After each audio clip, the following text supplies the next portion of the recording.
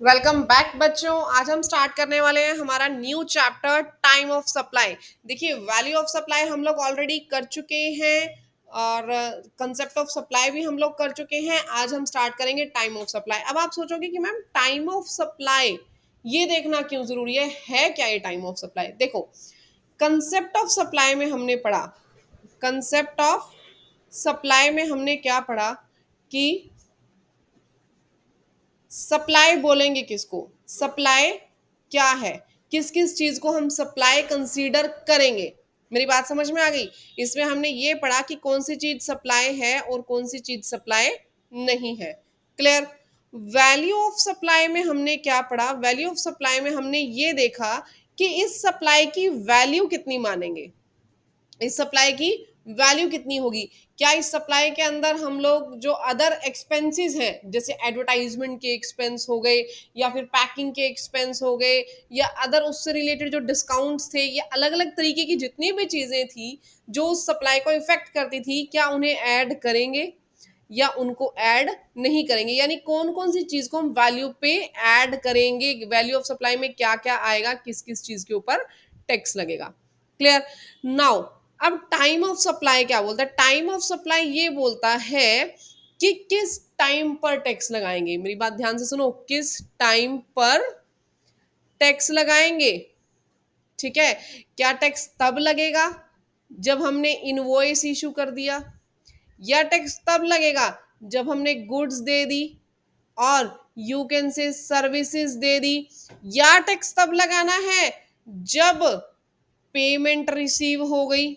मेरी बात समझो, अलग अलग कई सारी बीच में चीजें इन्वॉल्व होंगी। आपने इनवॉइस इशू किया तब टैक्स लगाओगे, या आपने गुड्स या सर्विसेज दे दी तब टैक्स लगाओगे, या फिर पेमेंट जब हुई तब टैक्स लगाओगे। अब अलग अलग टाइम सिचुएशंस आ जाएंगी, तो टैक्स आखिरकार लगना कहाँ पे ये हमें कौन बताएगा जी? टाइम ऑफ सप्लाई बताएगा। मेरी बात समझ में आ गई? टाइम ऑफ सप्लाई की इंपॉर्टेंस क्या है, क्यों ये चैप्टर पढ़ना जरूरी है, पहले हमने देखा सप्लाई क्या है, फिर हमने देखा उसकी वैल्यू कैसे कंसीडर करेंगे, क्या क्या चीजें उसमें इन्वॉल्व करनी है वैल्यू में, क्या क्या चीजें एक्सक्लूड करनी है। अब हम देखेंगे टाइम। टाइम यानी कि कब, कब माना जाएगा कि सप्लाई हो गई है, कब आपने उस टैक्स को लगाना है। Clear everyone? मोटा सा एक कंसेप्ट आपको समझ में आ गया। नाउ आगे चलेंगे।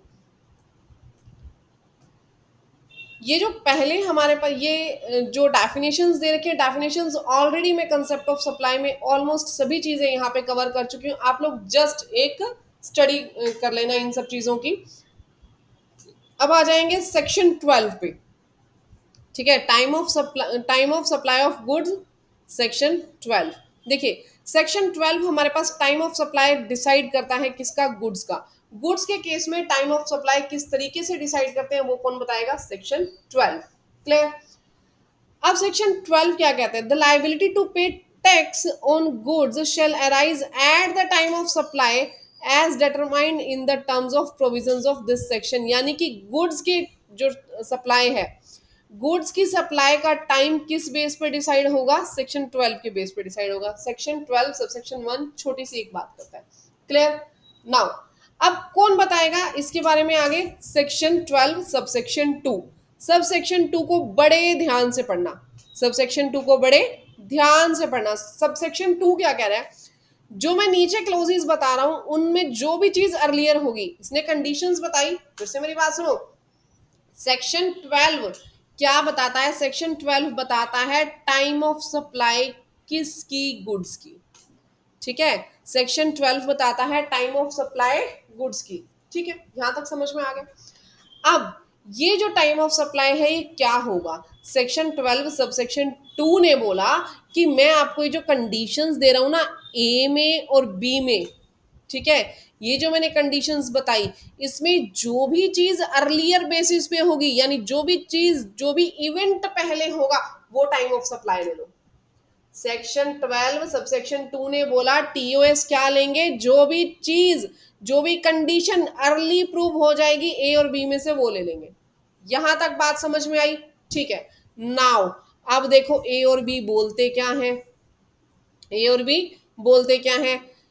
क्लोज ए क्या बोलता है? क्लोज ए कहता है the date of issue of invoice, जो डेट है इशू ऑफ इनवॉइस की by the supplier, by the supplier, जो कि सप्लायर ने इनवॉइस इशू किया है, और क्या, last date of issue of invoice, last date on which he is required to issue the invoice under section 31। मेरी बात ध्यान से सुनो, क्लोज ए क्या कह रहा है, सेक्शन 12, सेक्शन 12 सबसेक्शन 2 क्लोज ए। क्लोज ए ये कह रहा है कि आपने टाइम ऑफ सप्लाई क्या लेना है, या तो date of issue of invoice, date of, अपने हाथों से अगर लिखोगे ना एक एक कंसेप्ट को तो बहुत अच्छे से आप लोगों को आपके ये कंसेप्ट समझ में आ जाएंगे। Date of issue of invoice और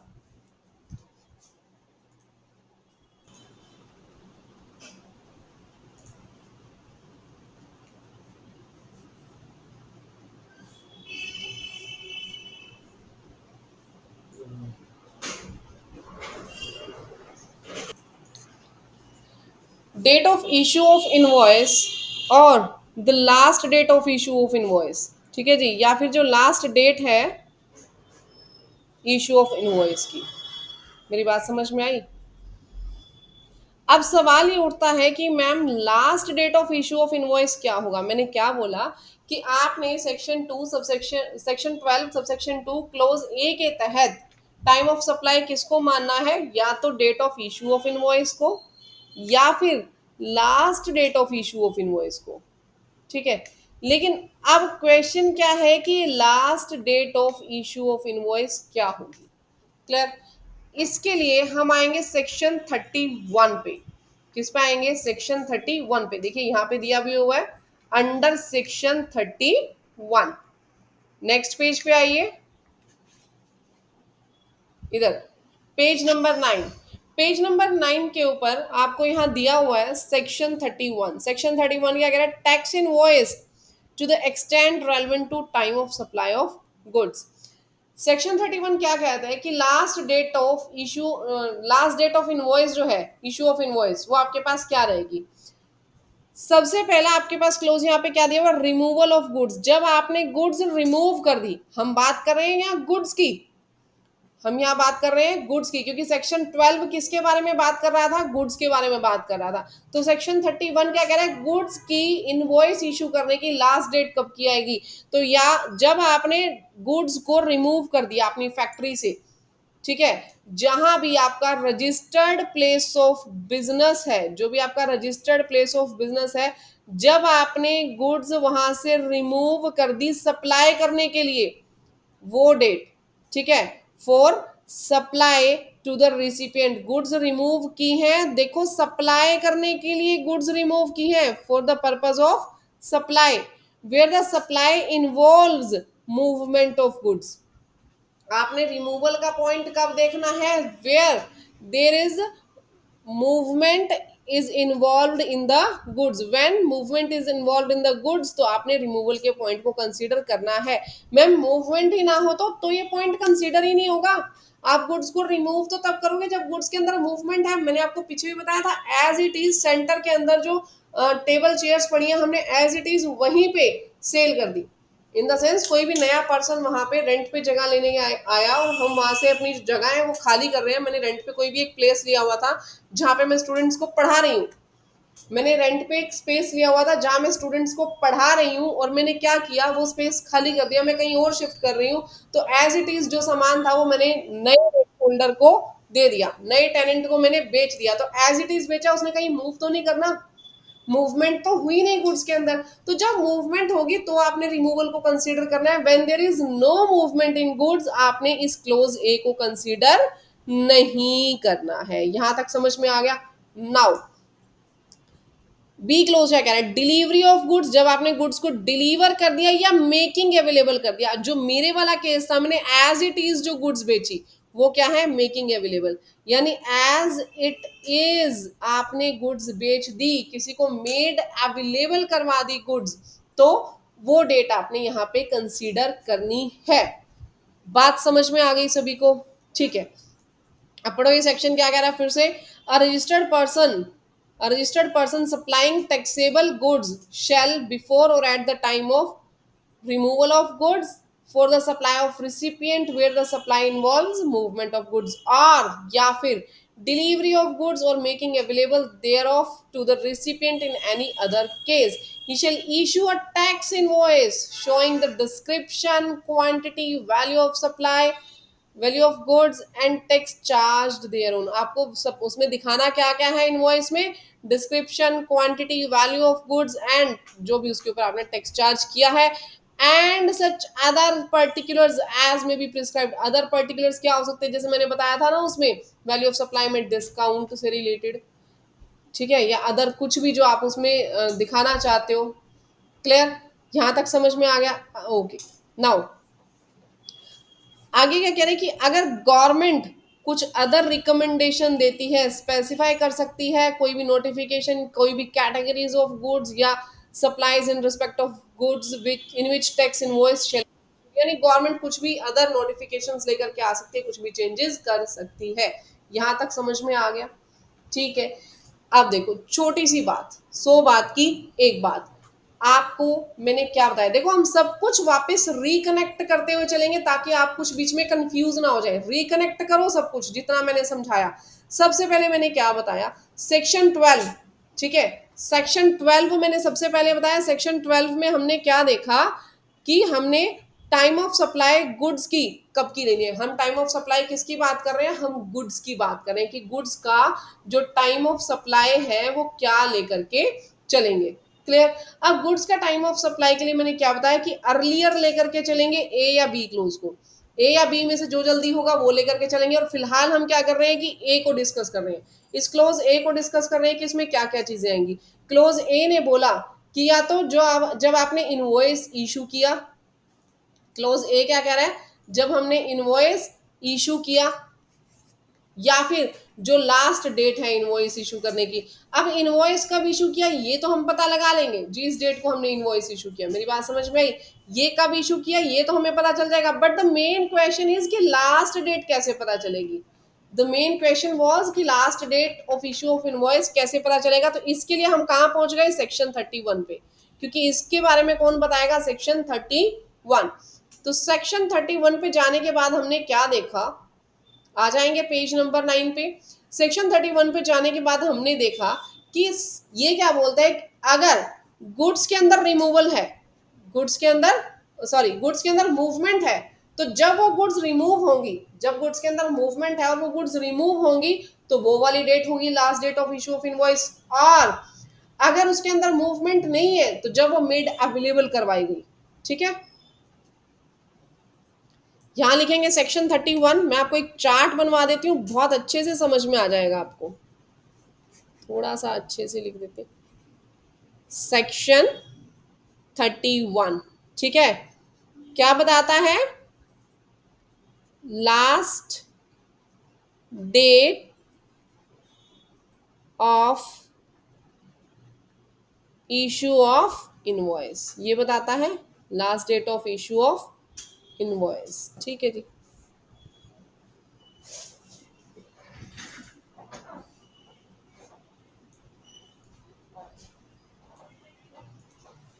ठीक है, ये आ गया। अब इसमें यहां लिखो मूवमेंट है या नहीं है। इसमें मैं एक चीज और, अगला पैरा भी आप लोगों के लिए ऐड कर देती हूँ, अभी समझा दूंगी मैं। इसमें आप ये लिखो, continuous supply, continuous supply,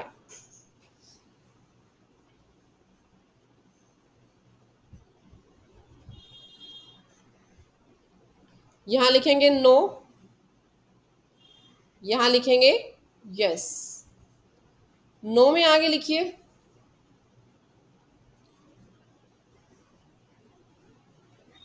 movement है। सेकंड वन लिखिए, मूवमेंट नहीं है। अगर मूवमेंट नहीं है तो क्या लिखेंगे, जब गुड्स मेड अवेलेबल की गई, जब गुड्स मेड अवेलेबल हुई। अगर मूवमेंट है तो जब गुड्स को रिमूव किया गया, जब रिमूवल हुआ गुड्स का। मेरी बात समझ में आ गई? यहां तक ये चार्ट आप लोग बना लेंगे। कॉन्टिन्यूस सप्लाई का भी मैं अभी करवाऊंगी। सेक्शन 31 क्या बोलता है? Last date of issue of invoice क्या आएगा? जब आपने कॉन्टिन्यूस सप्लाई की गुड्स की या नहीं की। पहले ये चेक करो, कॉन्टिन्यूस सप्लाई की, इसका भी हम डिस्कस करेंगे। नहीं की तो क्या गुड्स के अंदर मूवमेंट है? मूवमेंट है तो जब गुड्स को रिमूव किया गया। मूवमेंट नहीं है तो जब गुड्स को मेड अवेलेबल करवाया गया, वो last date of issue of invoice हो जाएगा। बात समझ में आई? ठीक है, आगे चलेंगे। नाउ देखिए, सबसेक्शन 4 क्या कह रहा है? सेक्शन 31 सबसेक्शन 4 ये कह रहे हैं कि अगर कॉन्टिन्यूस सप्लाई होती है गुड्स की। अब देखिए, कुछ एक गुड्स ऐसी होती हैं जिनकी कॉन्टिन्यूस सप्लाई होती है। उसमें जैसे अब गैस की मैं बात करूं, जो कुकिंग गैस है, कुकिंग गैस की अब कॉन्टिन्यूसली सप्लाई हो रही है आप लोगों को। तो वो जो कॉन्टिन्यूस सप्लाई हो रही है उसकी पेमेंट आप लोग कैसे कंसीडर करोगे? अब ये तो है नहीं ना कि गुड्स की रिमूवल के बेस पे कर लोगे। वो तो हर सेकंड में या हर मिनट में कुछ ना कुछ रिमूव हो जाएगी। जैसे ही आप यूज करोगे वो गुड्स रिमूव हो जाएंगी। तो यहाँ पे कॉन्टिन्यूस सप्लाई के केस में आप लोग किस तरीके से last date of issue of invoice को कंसीडर करेंगे? यहाँ हमें दो चीजें कंसीडर करनी है। फर्स्ट वन, या तो सक्सेसिव स्टेटमेंट्स। सक्सेसिव स्टेटमेंट्स यानी कि जो आप स्टेटमेंट बना करके दोगे कि फलानी डेट तक इतना यूज हुआ। जैसे मैं बोलूं कि हर मंथ की आप लोग 1 तारीख को स्टेटमेंट बनाते हो। जैसे 1 जुलाई को आपने स्टेटमेंट बनाई, 1 जुलाई 24 को, फिर आपने 1 अगस्त 24 को बनाई, फिर आपने 1 सितंबर 24 को बनाई। तो ये जो है सक्सेसिव स्टेटमेंट्स की कितना कितना उन गुड्स का यूज हुआ, कितना कितना उन गुड्स का यूज हुआ, या तो इस बेसिस पे आप इनवॉइस बना लो, या फिर और सक्सेसिव पेमेंट्स के बेस पे बना लो। दो ऑप्शन है आपके पास। फर्स्ट वन ऑप्शन क्या कहता है? या तो सक्सेसिव पेमेंट्स स्टेटमेंट्स के बेस पे बना लो। दूसरा क्या कहता है? सक्सेसिव पेमेंट्स के बेस पे बना लो। ठीक है। Invoice shall be issued before और at the time of such statement is issued, और as the case may be each such payment is received. मेरी बात समझ में आ गई आप लोगों को? या तो स्टेटमेंट के बेसिस पे या पेमेंट के बेसिस पे जो इंफॉर्मेशन आपके पास अवेलेबल है, ठीक है, उस बेसिस पे आप लोग इनवॉइस बना लेंगे। और उनसे पहले इनवॉइस बनाना है, ठीक है, उनसे पहले इनवॉइस बना लेना है। बी इशूड बिफोर और at the time of each statement is issued, और as the case may B, यानी उनसे लेट नहीं करना है। जब स्टेटमेंट आ गई आप लोग उस डेट का इनवॉइस जनरेट कर दो, या उससे पहले का इनवॉइस जनरेट कर दो। यानी इस केस में अगर मैं चाहूं तो या तो 1 तारीख का इनवॉइस इशू कर सकती हूँ, या तो मैं यहाँ 1 तारीख का इनवॉइस इशू कर सकती हूँ, या इससे पहले का, इससे बिफोर कोई भी डेट आप लोग डाल सकते हैं अपने इनवॉइस पे। इससे 1 अगस्त से पहले का डालो या 1 अगस्त, जो सितंबर है उससे पहले का डालो या 1 सितंबर। मेरी बात समझ में आई? तो यानी कि मैम अगर कॉन्टिन्यूस सप्लाई है, अगर कॉन्टिन्यूस सप्लाई है, तो दैट मीन्स हमें क्या करना है? दो ऑप्शन ले लेने हैं। या तो सक्सेसिव स्टेटमेंट्स के बेस पे, या फिर आपको पेमेंट्स के बेस पे इनवॉइस बनाना है। पेमेंट्स बेस पे इनवॉइस क्रिएट करना है। क्लियर हो गया सभी को? यहां तक समझ में आ गया? ठीक है जी। अब आ जाएंगे सेक्शन 12 पे। सेक्शन 12 क्या बोल रहा था? देखो, उस चार्ट की कॉपी हम ऊपर लगा देते हैं ताकि बहुत अच्छे से हमारा कंपैरिजन हो जाए। ये चार्ट आप लोग भी अपनी बुक्स में बना लेना।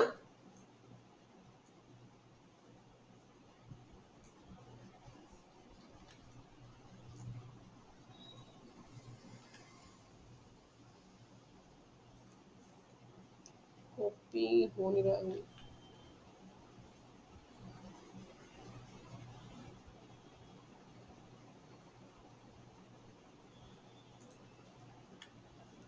लीजिए,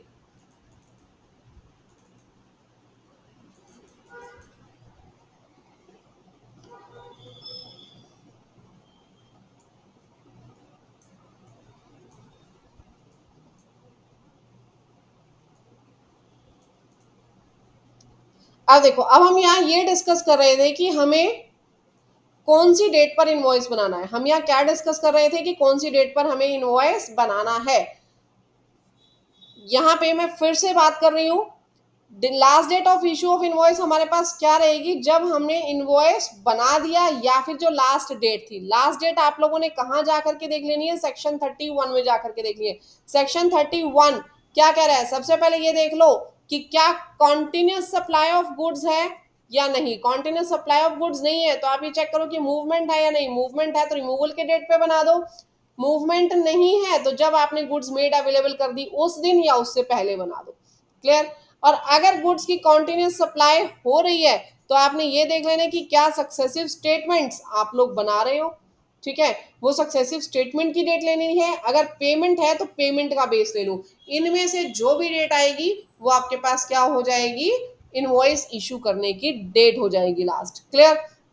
अब यहां से आप लोग ए को सॉल्व कर सकते हो, जो भी क्लोज ए है क्लोज ए को आप लोग सॉल्व कर सकते हो। ठीक है, यहाँ पे सेक्शन 31 की मदद से हम देख लेंगे कि last date of issue of invoice क्या होगा।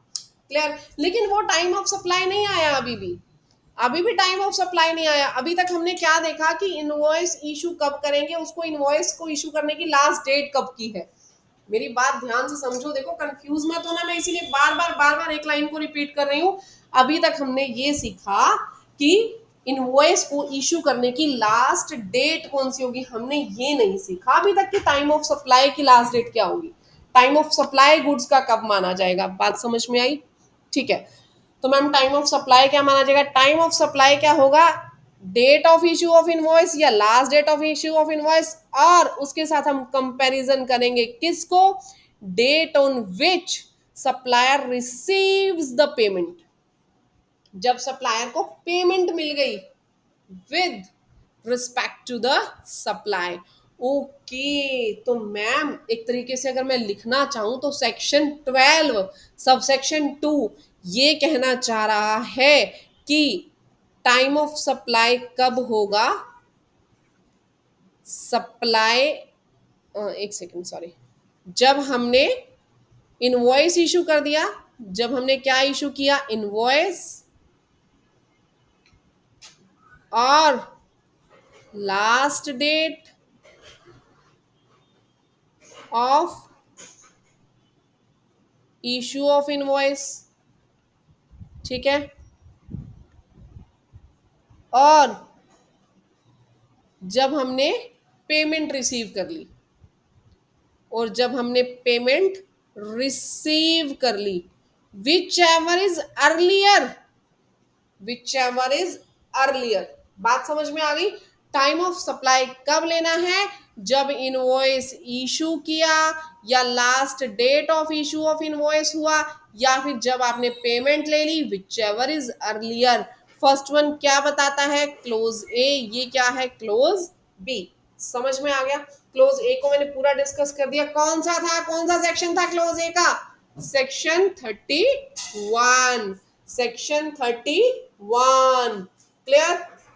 Now section 12 subsection 2 clause b को डिस्कस करेंगे कि पेमेंट हमने कब मान करके चलनी कि पेमेंट आप लोगों को मिल चुकी है। आगे पेजेस पर आ जाइए, सेक्शन 31 को एक बार अच्छे से पढ़ लेना। यहाँ पे देखो ये दिया हुआ है हमारे पास, थोड़ा डिटेल के अंदर भी आगे दिया हुआ है। अब देखो,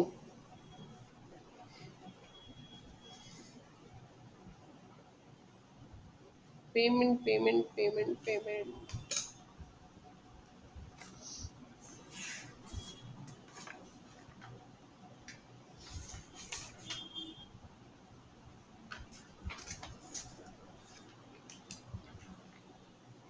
हाँ जी, ये आ जाइए पेज नंबर 12 पे।